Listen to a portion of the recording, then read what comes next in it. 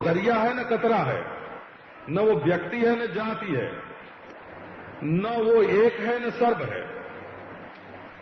वो तो टुकड़ा नहीं है।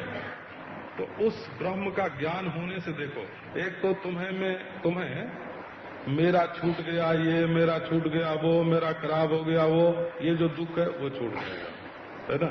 एक मैं मरता हूं, मैं जीता हूं, ये दुख मिट जाएगा। कहीं ये मन चंचल हुआ और ये मन स्थिर हुआ, कहीं ये दुख भी मिट जाएगा, ये भी दुख मिट। हमको यहाँ जाना है वहां जाना है, कहीं ये दुख भी मिट जाएगा। हमको ये पाना है वो पाना है, ये दुख भी मिट जाएगा। सारे दुखों की दवा, दुनिया में जितने दुख हैं उन सब दुखों की दवा, और आप स्वयं परमानंद हो, ये बात बताने वाला ये ब्रह्म ज्ञान है। इसलिए ब्रह्म ज्ञान में प्रवृत्त होना चाहिए। अब ऐसा ब्रह्म आत्मा है और मालूम पड़ता है कि मैं शरीर हूं, तो ये हमारी प्रत्यक्ष अनुभूति और वेदोक्त ब्रह्मता दोनों में विरोध मालूम पड़ता है।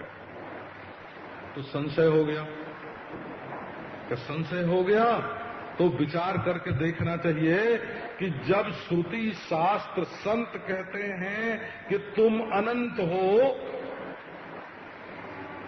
और मुझे लगता है कि मैं जन्मने मरने वाला हूं, तो ये जो मुझे लगता है सो ठीक, कि जो बताया गया है सो ठीक, इसके लिए विचार करने की जरूरत है? और इसलिए भी विचार करने की जरूरत है कि कहीं तुम निकल आए कि अनंत हो, तो ये तुम्हारे सारे दुख जो हैं ये बेवकूफी से बने हुए निकल आवेंगे, तो हंसी आवेगी कि हम क्या इतनी जरा सी बात पर हम क्यों दुखी हो रहे थे, कहाँ हम ऐसे पूर्ण। तो सारे दुखों से छूटना और इस संशय का निवृत्त होना, सत्य का ज्ञान होना, परमानंद की प्राप्ति होना, का ये वेदांत से होता है। अब था तो ब्रह्म जिज्ञासा, कल अध्यास भाष्य प्रारंभ करेंगे हो।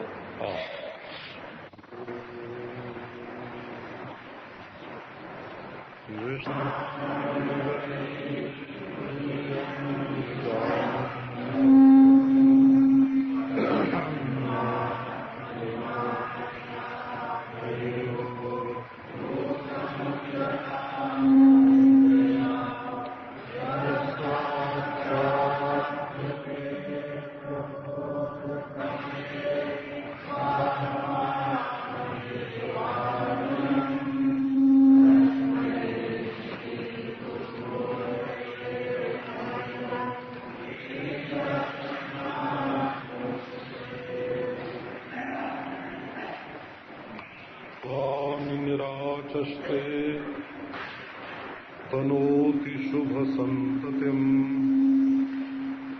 स्मृतिमात्रेण यत्पुंसा ब्रह्म तन्मंगलम् परम् अति कल्याण रूपत्वात् नित्य कल्याण संश्रयात् समर्पीणां वरदत्वाच्च ब्रह्म तन्मंगलम् विदु।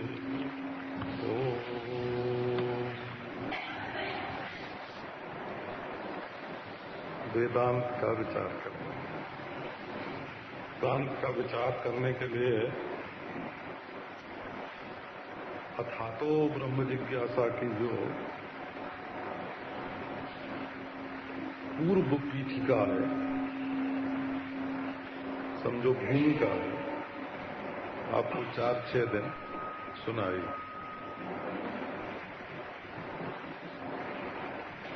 अब एक बात आपके ध्यान में आ गई होगी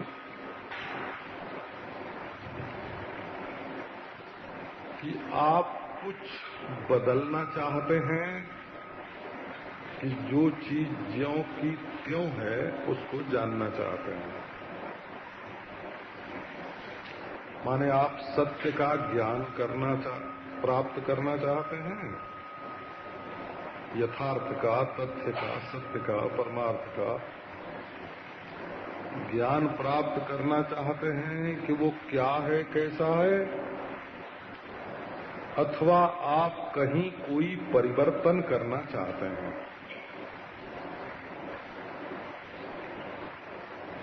कर्म में परिवर्तन, भोग में परिवर्तन, जीवन में परिवर्तन, लोक परलोक में परिवर्तन, मानसिक स्थिति में परिवर्तन, आप आखिर चाहते क्या हैं, ये आप समझ लो।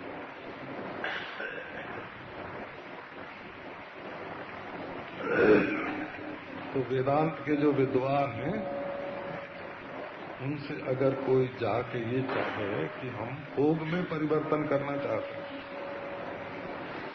तो कहेंगे कि धर्म का अध्ययन करो।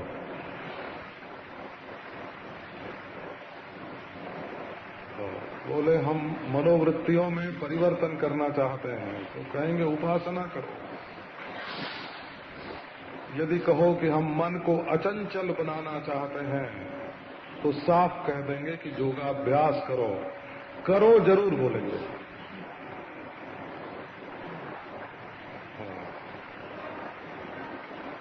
क्योंकि यदि तुम सृष्टि में कहीं कभी कुछ परिवर्तन चाहते हो, तो कर्म करना पड़ेगा। वो चाहे शारीरिक कर्म हो, चाहे मानसिक कर्म हो, चाहे बौद्धिक कर्म हो, क्योंकि कर्म ही परिवर्तन करने में समर्थ है। इस घड़ी को दाहिने से उठाकर बाएं रखना हो, तो हाथ से उठा करके रखना पड़ेगा। अच्छा, और कर्म में हमारा स्वातंत्र्य होता है। बड़ी बढ़िया चीज है कर्म, बोला। कहीं हम कर्म का विरोध थोड़ी करते हैं। हम बोल रहे हैं, ये भी एक कर्म है। हाथ हिला रहे हैं, ये भी एक कर्म है। बैठे हुए हैं, ये भी एक कर्म है। यहाँ आते हैं, ये भी एक कर्म है। घड़ी को इधर से उधर करते हैं, ये भी एक कर्म है। कर्म बहुत बढ़िया चीज है। इसमें स्वातंत्र्य है। हो स्वातंत्र्य क्या है कि हम चाहें तो घड़ी उठावें, हैं? और न चाहें तो न उठावें।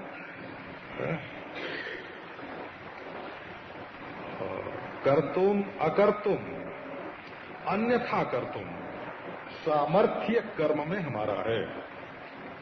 हम कर्म करें न करें, उल्टा कर दें। हैं? पूरब जाना था, पश्चिम चले जाएं। तारीफ करनी थी, गाली देने लग जाएं। जाना था, सो जाएं। तो कर्म में कर्ता स्वतंत्र होता है, स्वतंत्र कर्ता। परंतु ज्ञान में ज्ञाता स्वतंत्र नहीं होता है। आप डरना मत कि परतंत्र हो जाओगे। आप कहो कि हम इस किताब को कोयला समझेंगे, आपका है सामर्थ्य कि हम पुस्तक को कोयला समझेंगे, पत्थर समझेंगे। ये पुस्तक नहीं, पत्थर है, तो समझ लो। का हम रोशनी को अंधकार समझेंगे, तो क्या हुआ? कर्म कर्ता के अधीन होता है। करे न करे, उल्टा करे। उपासना भी कर्ता के अधीन होती है। करे न छोड़ दे। रोज 12 माला जपते थे तो छोड़ दिया,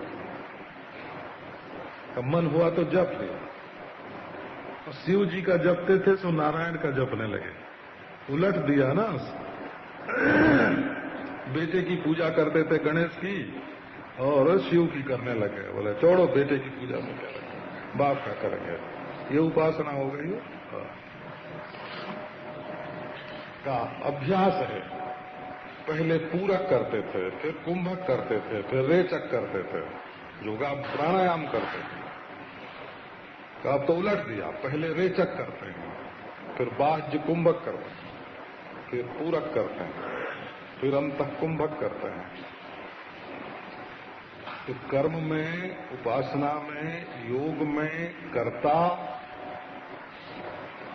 करे न करे उलट दे, कर्तृतंत्र होता है। इसका नाम शास्त्र में कर्तृतंत्र है, कर्ता के अधीन। और ज्ञान जो है वो कर्ता के अधीन नहीं होता है, वो वस्तु के अधीन होता है। जिस वस्तु को आप जानते हैं, जान रहे हैं, वो वस्तु जैसी होगी वैसा जानना पड़ेगा। आपका संप्रदायवाद बिल्कुल नहीं चलेगा। आपका आग्रह, आपका दुराग्रह, बोले हम तो इसी को जानेंगे, कि नहीं, आप उसी को मानेंगे, आप उसी को जानेंगे नहीं। जानेंगे तो जैसा होगा वैसा जानना पड़ेगा, जैसा होगा वैसे ही जानना पड़ेगा। अगर उल्टा जानेंगे तो ज्ञान नहीं होगा, वो अज्ञान हो जाएगा, वो भ्रांति हो जाएगी। जो वस्तु जानी जाती है उसका जैसा स्वरूप होता है वैसा जाना जाता है, और कर्म में जैसा हम करना चाहते हैं वैसा करते हैं। आप इसका फलितार्थ, इसका निष्कर्ष देखिए। आप अपनी वासना के अनुसार यदि कुछ भी पाना चाहते हैं तो कर्म कीजिए, और यदि आप वासना छोड़ के, अपनी वासना का महत्व छोड़ करके जैसी चीज है वैसा पाना चाहते हैं तो वस्तु के स्वरूप पर विचार कीजिए। अधिकारी अलग अलग हो गया कि नहीं हो गया? वासनावान कर्म का अधिकारी है और निर्वासन ज्ञान का अधिकारी है। यही अधिकारी का भेद है। आप तो चाहते हैं कि हमको लाल मिले, हमको काला मिले, हमको पीला मिले, हमको मीठा मिले, खट्टा मिले, नमकीन मिले, तो उसके लिए कर्म करेंगे, ज्ञान थोड़ा ही देगा। तो चाहने वालों के लिए ज्ञान है ना, वस्तु ज्ञान, यथार्थ ज्ञान, निर्विशेष ज्ञान, निर्गुण ज्ञान, अद्वैत ज्ञान बेकार है। अपस्त्यक्तो बुभुक्षु भी, अष्टावक्र जी ने कहा, इसलिए बुभुक्षु लोगों ने, अब देखो आप दो भेद कर दो, एक बुभुक्षु, एक मुमुक्षु। बुभुक्षु माने भूखा, भोक्तुम इच्छा बुभुक्षा, भोगने की इच्छा, उसका नाम है बुभुक्षा। और मोक्तुम इच्छा मुमुक्षा।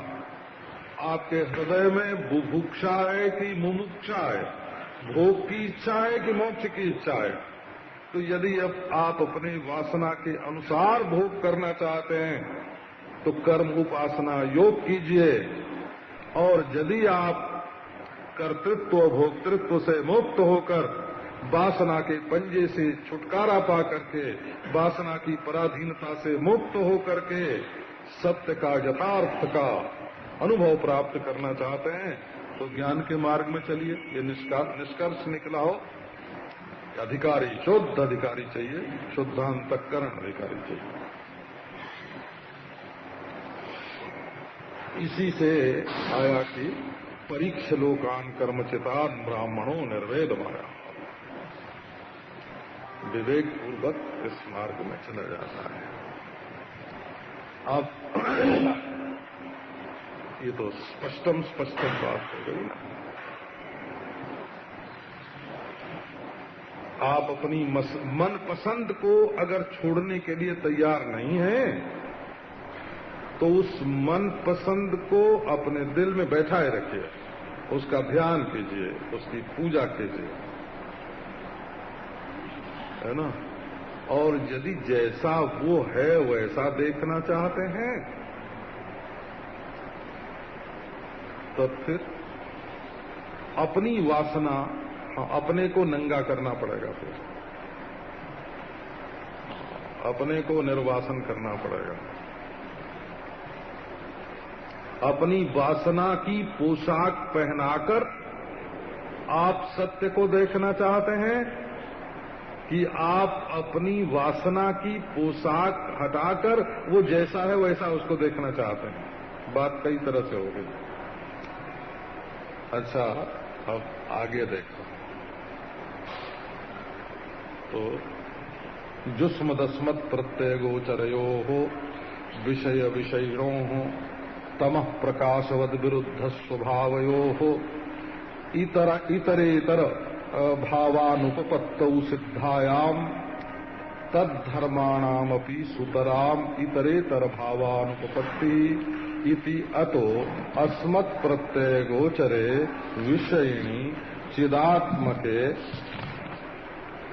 अस्मत् प्रत्यय गोचरस्य विषयस्य तद्धर्माणां च अध्यासः तद्विपर्ययेण विषयिणः तद्धर्माणां च अध्यासो मिथ्या इति भवितुं युक्ताम् तथापि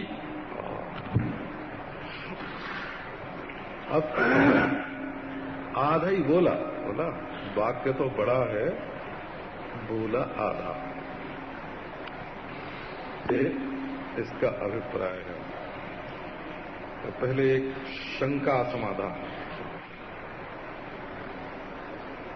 शंकराचार्य भगवान ने ब्रह्मसूत्र का भाष्य प्रारंभ करते समय कोई मंगलाचरण नहीं किया।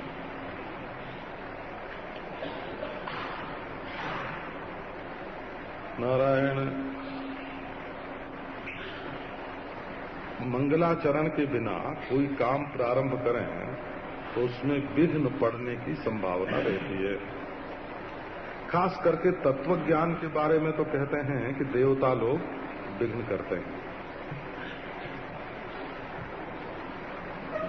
ये हमारे सिर पर पांव रख करके हमसे ऊपर चला जाएगा, हमसे परे हो जाएगा, अतीत हो जाएगा। तो जब कोई किसी से आगे बढ़ने लगता है तब वो विघ्न डालता है। इसलिए विघ्नं कुर्वन्तेयम यस्मान आक्रम्य समियात् परम। जब ब्रह्म ज्ञान के लिए मनुष्य उद्योग करने लगता है तो देवता लोग विघ्न डालते हैं कि ये हमारा अतिक्रमण करके हमसे परे पहुंच जाएगा, तो इसको रोको। तो देवता लोग विघ्न कैसे करते हैं? इंद्रियों के द्वारा जिन पदार्थों का अनुभव होता है उन पदार्थों में महत्व बुद्धि हो जाना, यही विघ्न है। वेदांत है इंद्रियों के पीछे बैठे हुए, इंद्रियों के झरोखे से झांकने वाले हैं, इंद्रियों को रोशन करने वाले। इंद्रियां जिस चिदाकाश में दिखती हैं उस चिदाकाश का विचार है वेदांत, और इंद्रियां देखती हैं विषयों को। इसलिए वेदांत विचार में इंद्रियों के द्वारा अनुभव में आने वाले जो पदार्थ हैं उनमें यदि महत्व बुद्धि हो जाए तो इंद्रियों में बैठे हुए देवताओं ने विघ्न डाल दिया। तो बाह्य पदार्थों में महत्व बुद्धि न होने पावे, इसके लिए मंगलाचरण आवश्यक है। ऐसा ही शिष्टाचार है, ऐसी ही शिष्टाचारानुमित श्रुति है। तो बोले कि शंकराचार्य भगवान शिष्टों के अग्रणी, वो ये बताने जा रहे हैं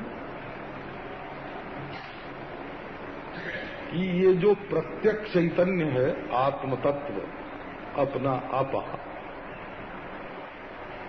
ये संपूर्ण विषयों से, संपूर्ण इंद्रियों से, संपूर्ण देवताओं से, संपूर्ण वृत्तियों से हैं, और इनके द्वारा किए गए सर्व उपद्रवों से सर्वथा विरहित नित्य शुद्ध बुद्ध मुक्त स्वभाव है। ये जो आत्मदेव की निरुपद्रवता का निरूपण करने जा रहे हैं, आत्मदेव में कोई उपद्रव ही नहीं है, निरुपप्लव है आत्मदेव। कोई विघ्न, कोई प्रत्यवाय, कोई अंतराय, कोई प्रत्यवाय इनमें नहीं है। इस बात का प्रतिपादन करने जा रहे हैं। तो यही प्रत्यक्ष चैतन्य अभिन्न ब्रह्म तत्व शंकर भगवान की बुद्धि में जगमग जगमग जगमग चमक रहा है। इससे बड़ा मंगलाचरण और क्या होगा। तो ये मंगलाचरण है। परब्रह्म परमा कोई दही सामने रखवा लेते हैं कि ये मंगल है? कोई गाय बछड़ा सामने कर लेते हैं कि ये मंगल है। कोई सौभाग्यवती स्त्री को सामने कर लेते हैं कि ये मंगल है। यही ना। और कोई मंगल बोधक शब्दों का उच्चारण करते हैं कि वो मंगल है। और यहाँ तो स्वयं मंगलमय हो करके ब्रह्म तन मंगलम परम, स्वयं मंगलमय ब्रह्मा वेद की अनुभूति से युक्त होकर के भगवान ये भाष्य प्रारंभ करते हैं। तो पहले भाष्य को अध्यास भाष्य बोलते हैं। तो अध्यास भाष्य में अध्यास का स्वरूप बताया हुआ है। ये किस लिए? तो यदि भ्रांति सिद्ध न हो कि हम भूल में हैं, यदि अज्ञान सिद्ध न हो, तो उस भ्रम और अज्ञान को मिटाने के लिए प्रयास भी सिद्ध न हो। भूल हो तब न उसको मिटावें। तो जिस भूल को, जिस भ्रम को, जिस अज्ञान को मिटाने के लिए ये वेदांत का विचार प्रारंभ करते हैं, वो पहले मौजूद है। अथातो ब्रह्म जिज्ञासा। अब ब्रह्म जिज्ञासा प्रारंभ करते हैं, ब्रह्म विचार प्रारंभ करते हैं। तो ब्रह्म के बारे में अज्ञान है कि नहीं, प्रश्न ये है। यदि ब्रह्म के बारे में अज्ञान नहीं है तो ब्रह्म विचार करना व्यर्थ है, विषय की ही सिद्धि नहीं हुई है। विषय सिद्ध होवे ना, ब्रह्म विचार सिद्ध कैसे होवे कि यदि ब्रह्म का अज्ञान होवे। तो आओ पहले यही विचार करें कि ब्रह्म का अज्ञान है कि नहीं है।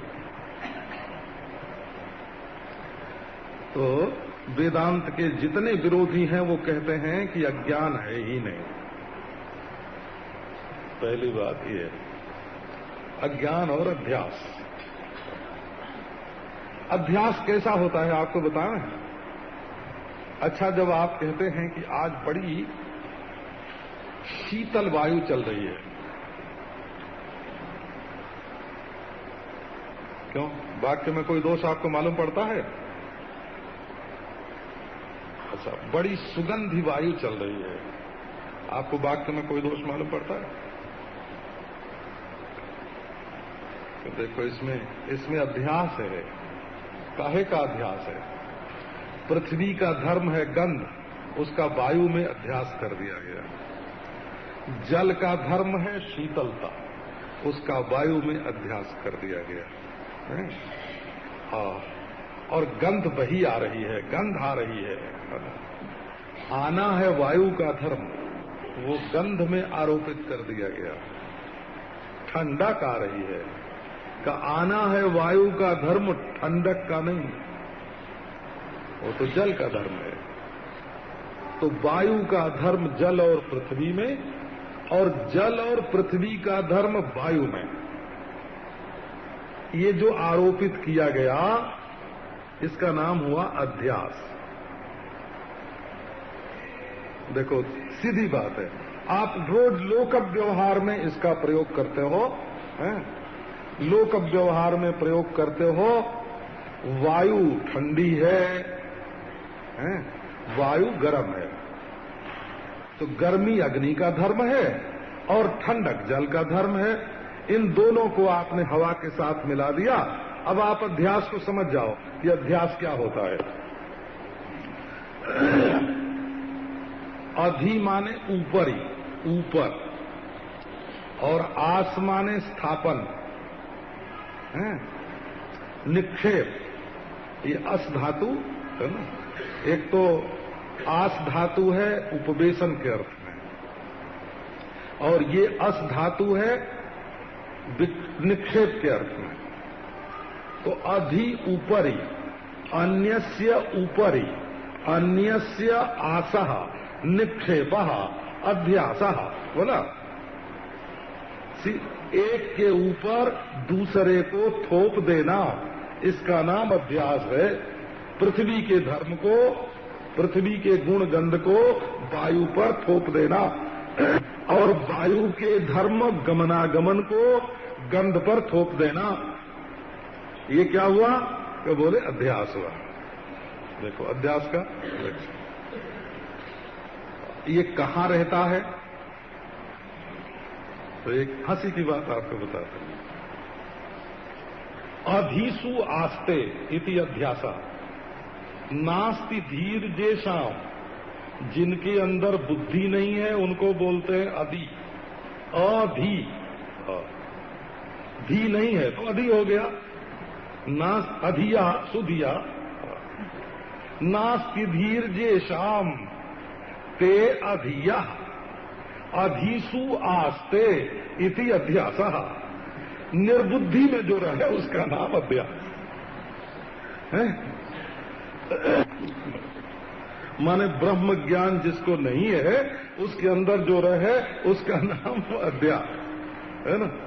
और अधि अन्यस्य ऊपरी, अधि माने ऊपर, अधिपीठम ऐसे बोलते हैं। अधिकाशी, अध्ययोध्याम, तो एक के ऊपर दूसरे को डाल देना, इसका नाम अध्यास है। तो पहले अध्यास की सिद्धि हो जाए कि चेतन पर जड़ और जड़ पर चेतन का धर्म आरोपित कर दिया गया है। आत्मा में अनात्मा और अनात्मा में आत्मा, आत्मा पर अनात्मा आरोपित कर दिया गया और अनात्मा में आत्मा आरोपित कर दिया गया। ये बात यदि सिद्ध हो जाए तो इस अध्यास को मिटाने के लिए, इस अज्ञान को मिटाने के लिए अध्यास और अविद्या, शंकराचार्य भगवान ने अध्यास भाष्य में 2 बार ये बात कही है कि अध्यास को ही अविद्या कहते हैं। तमेतम अविद्येति केचिन मन्यन्ते। तो इसको लेकर के भी नारायण मतभेद है कि अविद्या और अध्यास एक ही हैं कि अध्यास और अविद्या में अंतर है। तो आपको बहुत सूक्ष्म विचार में ले जाएंगे तो कई लोग ऊबने लग जाएंगे, है ना। लेकिन अब भाई ब्रह्मसूत्र है तो थोड़ी थोड़ी बात तो कहनी पड़ेगी। देखो, विषयोन्मुख जो सूक्ष्म ज्ञान है उसको विज्ञान बोलते हैं। आजकल साइंस किसको बोलते हैं? साइंस किसको बोलते हैं कि विषयों के बारे में जो सूक्ष्म ज्ञान है वो साइंस है, विज्ञान है। और आत्मा के बारे में जो सूक्ष्म ज्ञान है वो आत्मविज्ञान है। एक विषय विज्ञान है और एक आत्मविज्ञान है। तो आत्मोन्मुख जो ज्ञान की सूक्ष्मता है वो आत्मविज्ञान पद वाच्य है। और विषयोन्मुख, रॉकेट कैसे बनेगा, अणु बम कैसे बनेगा, है ना, बिजली कैसे पैदा की जाएगी, ये सब विषय। तो अब ये बताते हैं कि एक है विषय और एक है विषयी। यहां से शुरू करते हैं, बोला। जुस्मदस्मत् प्रत्यय गोचरयो हो विषय विषयिणो हो तमः प्रकाशवद विरुद्ध स्वभावयो। बिल्कुल स्पष्टम बात है, कुछ वेदांत की जरूरत नहीं है। ये पूर्व पक्ष हो। जब आजकल कोई वेदांत का खंडन करता है ना तो विद्वान लोग हंसते हैं। क्यों हंसते हैं? कि बाबा वेदांतों में वेदांत का जैसा खंडन करके और फिर उन खंडनों का खंडन किया गया है, वेदांत का मंडन किया गया है, वैसी युक्ति तो तुमको आती नहीं है। तुम तो अभी हवा में तैर रहे हो, ऊपर ऊपर हैं। ब्रह्म ज्ञान की कोई जरूरत नहीं है। क्यों? कि देखो, एक है विषय और एक है विषयी। ये विषय और विषयी ये भी है ना। अध्यास को सिद्ध करने के लिए ही दोनों शब्दों का प्रयोग किया गया है। विषेणवंती आत्मानम कर्तृतया वा भोक्तृतया वा इति विषया। विषय उनको कहते हैं, सिंह बंधने धातु है, उससे विषय शब्द बनता है। विषेणवंती इति विषया।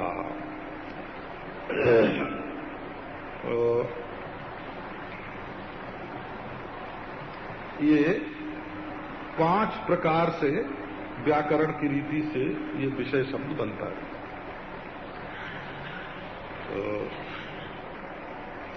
एक बार काशी में शास्त्रार्थ हो गया इस बात को लेकर। विषेणवंती इति विषया, ये कर्तृ प्रत्यय है, जो बांध लें सो विषय। और सभापति उपाध्याय ने विषय शब्द की व्याख्या की विषीयन्ते जना एवि, ऐसे उन्होंने व्युत्पत्ति बताई व्याकरण की। विषीयन्ते जना एवि इति विषय। जो विषय असंग आत्मा को भोक्ता बना दें और कर्ता बना दें और माने प्रमातृ प्रमुखम कर्तृत्वादिकम समर्प्य विषेणवन्ते। प्रमातृत्व प्रमुखम कर्तृत्वादिकम समर्प्य विषेणवन्ते। ये अंतःकरण की उपाधि से अवच्छिन्न जो आत्मा चैतन्य है, उसको आंख कान नाक आदि के द्वारा विषयों का ज्ञान प्राप्त करने वाला और हाथ पांव आदि की उपाधि से कर्म करने वाला और मन में सुख दुख का भोगने वाला जो बनाए दें, उनका नाम विषय। विषेणवन्ते, जो अपने साक्षी चेतन को, असंग उदासीन चेतन को जो अपने साथ जोड़ करके बांध लें, उसको परिच्छिन्न बनाए दें, उनका नाम विषय। और विषयी, विषयान आत्मत्वेन अभिमनुते इति विषयी, जो इन विषयों को अपना मानने लगे। एक डाकू किसी बच्चे को उठा ले गया, तो जब बच्चा धीरे धीरे बड़ा हुआ, समझदारी जब आने लगी, तो उसको अपने असली माँ बाप का तो पता नहीं था। उस डाकू को ही अपना पिता, अपना शिक्षक, अपना गुरु, अपना सुहृद, अपना भाई बंधु मान करके बैठ गया। तो ये विषय रूप जो अनात्मा है, डाकू हैं, ये साक्षी चेतन असंग आत्मदेव को अपनी ओर खींच लेते हैं और ये आत्मदेव उनके बीच में मिल करके अपने आप को विषय का अभिमानी बना लेते हैं। तो एक ब्रह्मसूत्र जैसे है ना, ऐसे एक सिद्धांत सूत्र भी है। इसको वेदांत दर्शन बोलते हैं, उसको सिद्धांत दर्शन बोलते हैं। तो विद्वान लोग उसको बहुत प्रामाणिक नहीं मानते हैं, लेकिन उसमें जो बात कही हुई है वो बहुत अच्छी है। तो युक्ति युक्त कोई बात होवे तो उसको कहीं भी होए, किसी की भी कही हुई होए, मानने में क्या हर्ज है। युक्ति युक्तम उपादेयम वचनम बालकादपि। एक बालक भी यदि युक्ति युक्त बात कहता हो तो मानना चाहिए। अन्य तृणमिव त्याज्यम अप्युक्तम पद्म जन्मना। भले ब्रह्मा बोलते हो, परंतु वो तृण की तरह छोड़ देने योग्य है यदि युक्ति युक्त नहीं है। इसका अभिप्राय आप देखो। ये बात भी आपको, इसका भी विज्ञान समझाते हैं, रास्ते समझाते हैं। ज्ञान जितना होता है वो वस्तु की प्रधानता से होता है, वक्ता की प्रधानता से नहीं होता, है ना। किसने कहा है ये महत्वपूर्ण नहीं है, जिसके बारे में उसने कही है वो चीज वैसी है कि नहीं। राजा होने से या विद्वान होने से उसकी गवाही प्रामाणिक नहीं होगी। है ना। उसने सोने को पीतल अगर कह दिया है तो राजापना क्या करेगा और विद्वानपना क्या करेगा। सोने को पीतल और पीतल को सोने को कह दिया, अब वो तो प्रत्यक्ष है, कसौटी पर कस के देख लो। उसमें वक्ता का महात्म्य नहीं है, वस्तु का महात्म्य है। इसलिए बालक की बात भी प्रमाण होती है यदि यथार्थ है, और विद्वान की बात भी अप्रमाण होती है यदि वो यथार्थ नहीं है। तो युक्त माने युक्त युक्तम उपादेयम भी युक्त युक्त है ना। ये कहने का अभिप्राय कि बालक का वचन क्यों मानना, ये भी युक्त युक्त है, और विद्वान का वचन क्यों नहीं मानना, ब्रह्मा का वचन क्यों नहीं मानना, ये भी युक्त युक्त है। क्योंकि जो चीज जैसी है वैसी बताना चाहिए। अगर बालक ने वैसी बताया तो ठीक, और ब्रह्मा ने वैसी नहीं बताया तो गलत, है ना। तो वक्ता के महात्म्य से तत्वज्ञान नहीं चलता है, वस्तु के महात्म्य से तत्वज्ञान चलता है। ये भी युक्ति युक्त।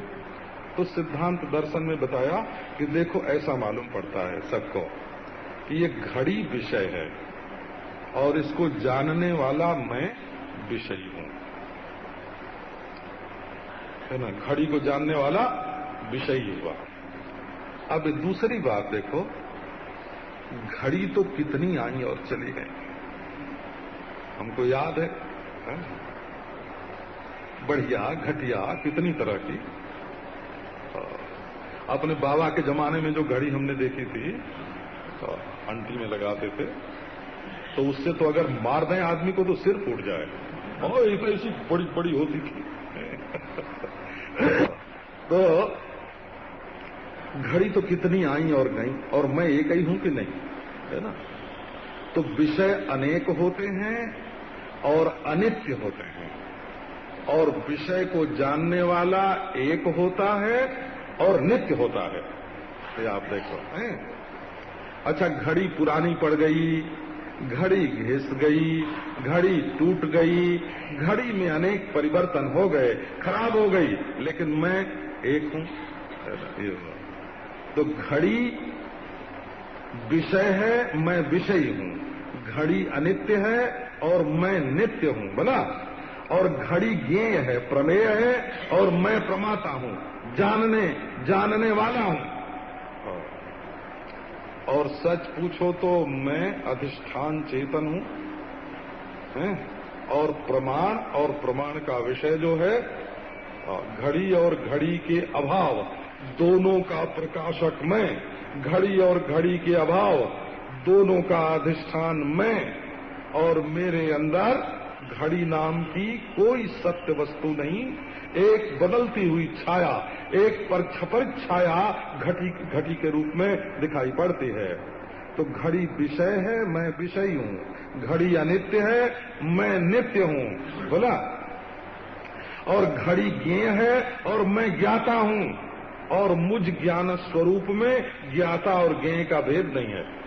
ये देखो ब्रह्म ज्ञान की प्रणाली हुई। ये चार बात आपको सुना दिया। तो विषय और विषयी का विवेक करने के लिए नारायण। तो अभी मैं आपको ये सुना रहा हूं कि देखो, अब ये विवेक तो बड़ा स्पष्ट है कि मैं चेतन हूं और ये जड़ है, लेकिन हम सब लोग अपने को मनुष्य मानते हैं। तो चेतन और जड़ को मिला करके अपने को मनुष्य मानते हैं कि केवल जड़ के रूप में अपने को मनुष्य मानते हैं, कि केवल चेतन के रूप में अपने को मनुष्य मानते हैं, है ना। इस प्रश्न पर ध्यान दो। आप केवल जड़ के रूप में अपने को मनुष्य मानते हो क्या? नहीं, तुम तो ज्ञाता हो, प्रकाशक हो। क्या अच्छा, तो केवल चेतन के रूप में अपने को मनुष्य मानते हो? क्या चेतन में तो हस्तपाद आदि आकृति नहीं होती? आकृति नहीं होती तो तुम मनुष्य कहां से होगे, है ना। अब अध्यास का रूप देखो।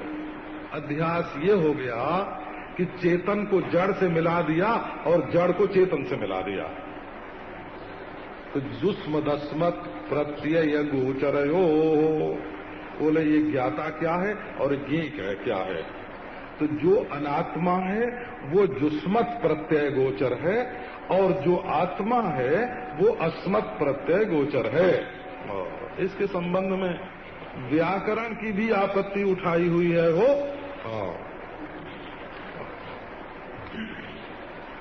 कोई कोई कहते हैं कि त्वन्मत पदार्थ गोचरयो हो, ऐसा वाक्य होना चाहिए।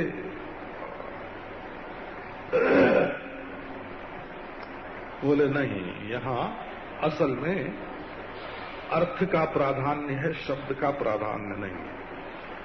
देखो, जुष्मत जुष्मत जुष्मत का अर्थ है तुम। तो कोई कहते हैं कि इदम अस्मत् प्रत्यय गोचरयो, ऐसा होना चाहिए, यह और मैं। बोले यह और मैं बोलने में संस्कृत में ज्यादा विरोध नहीं होता। इमे वयम आस्मये, तो ये हम ऐसा तो बोलते हैं, ये हम लोग, है ना। तो तू के लिए तू हम ऐसा नहीं बोलते हैं। तो तू और हम ये परस्पर विरुद्ध होता है। तो देखो, ये आंख तू है, ये कान तू है, बोला, ये हाथ तू है, ये पांव तू है, ये दिल तू है, ये दिमाग तू है, ये मन और बुद्धि भी कर्ण रूप होने से तू है, बोला।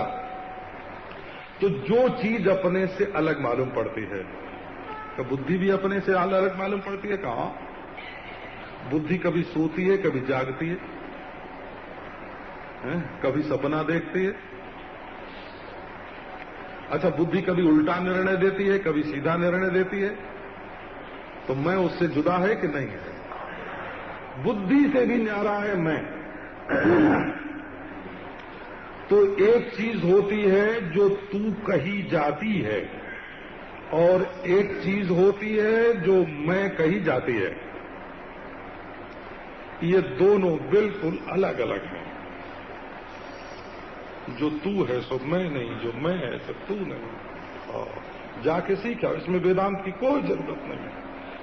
ये बात मानते हैं वेदांती कि ये ज्ञान प्राप्त करने में वेदांत की कोई जरूरत ही नहीं है। ये तो तुम थोड़ा विवेक करोगे तो मालूम पड़ जाएगा। कैसे? कि तमः प्रकाशवत विरुद्ध स्वभावयो। ये पूर्व पक्ष की बात मैं आपको सुना रहा हूं। ये प्रश्न है, उत्तर नहीं। आप ये नहीं समझना कि हम वेदांत समझ रहे हैं, है ना। ये तो वेदांत का पूर्व पक्ष है। तमः प्रकाशवद विरुद्ध स्वभाव, एक अंधकार है और एक प्रकाश है, एक जड़ है एक चेतन है। हे भगवान, कभी कभी इनका भी मिथुनीकरण हो जाता है। दिया छोटा होए, किरासिन के तेल का जब दिया जलता था, सरसों के तेल का जब दिया जलता था, तो मालूम होता कि घर में प्रकाश भी है, लेकिन जब उससे गैस ला के रख दो, सामने बिजली जला दो, तो अंधकार था तभी तो दूर हुआ ना। तो परस्पर विरोध भी कहा है, एक साथ तो रहते हैं। हल्की छाया होए, हल्के कपड़े की छाया होए तो थोड़ी गर्मी भी रहेगी, थोड़ी छाया भी रहेगी। और बड़ी मोटी छत होए बीच में, हैं, तो गर्मी और धूप दोनों एक साथ नहीं रहेंगे। तो बोले कि यहां न अंधकार की चर्चा है और न प्रकाश की, और यहां न धूप की चर्चा है न छाया की, हैं। यहां तो चर्चा है प्रकाश और प्रकाशक की। प्रकाश और प्रकाशक क्या है? एक चीज वो है जो मालूम पड़ती है, और एक चीज वो है जिससे मालूम पड़ती है, जिसको मालूम पड़ती है। तो तुम कौन हो? जिसको मालूम पड़ती है सो तुम हो, कि जो मालूम पड़ती है सो तुम हो? मालूम पड़ती है घड़ी, और मुझे मालूम पड़ती है, तो मैं हुआ चेतन और घड़ी हुई जड़। अब देखो, जड़ चेतन की परिभाषा बना लो। परिभाषा तो आप समझते हो, जो अपने को भी न जाने और दूसरे को भी न जाने, उसको बोलते हैं जड़, हैं? और जो अपने को भी जाने और दूसरे को भी जाने, उसको बोलते हैं चेतन। इंद्रिय वाला है कि नहीं है, इससे कोई मतलब नहीं। बिना इंद्रिय के भी, है ना, जिसके कान नहीं है वो जानता है कि मैं बहरा हूं, जिसके आंख नहीं है वो भी जानता है कि मैं अंधा हूं। क्यों भाई? आंख से तादाद में न हो, आंख को अपनी न समझो तो अपने को अंधा कैसे समझोगे? कान को अपना नहीं समझो तो अपने को बहरा कैसे समझोगे? है ना? कान काम नहीं करता है और अपने को बहरा समझते हैं, कान वाला समझते हैं। उसका मतलब ये है क्योंकि शब्द का सुनाई न पड़ना ये भी कान से ही मालूम पड़ता है। बोला कान न हो तो क्या मालूम पड़ता?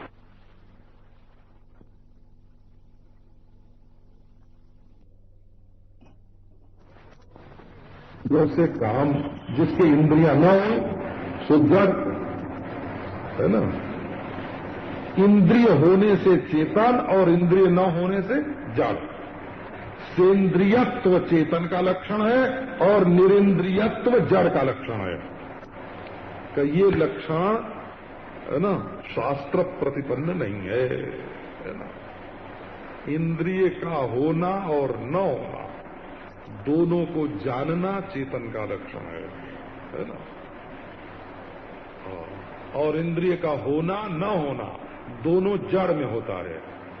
जड़ में इंद्रियां होती हैं और नहीं होती हैं, और चैतन्य दोनों का होना और न होना दोनों को जानता है। अब लोग इस प्रसंग में एक और बात सुना देते हैं। ये चेतन प्रकाश रूप है, माने दूसरों को जानता है। समझो, ज्ञान को प्रकाश बोलते हैं। एक हमारे मित्र थे तो वो कर्णवास में गुफा में बैठे हुए थे, गुफा बंद, और एकाएक उसमें प्रकाश हो गया, रोशनी छा गई। तो अब कई लोग 20वीं शताब्दी में जो साधन भजन नहीं करते हैं उनको विश्वास नहीं होता। कब अंधेरे घर में रोशनी कहां से आ गई है ना? किसी ने टार्च की रोशनी मार दी होगी उसमें, या नहीं? वहां है ना उस समय टार्च नहीं पहुंचते थे वो। अच्छा, अब आप कहोगे 20वीं शताब्दी में कि ये सब मन की करामात होगी, मन की करामात है ना, लेकिन दिखती है, इसमें शंका नहीं करना है ना। अंधेरे घर में भी रोशनी दिखती है, बंद कमरे में भी प्रकाश हो जाता है, और ऐसा प्रकाश हो जाता है कि अपना शरीर न दिखे।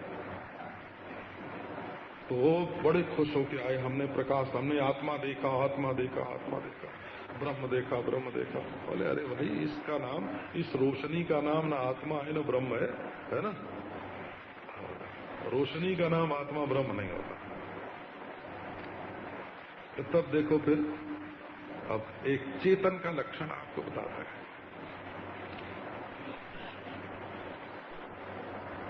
घड़ी की तरह तो प्रत्यक्ष न हो और स्वर्ग की तरह परोक्ष न हो,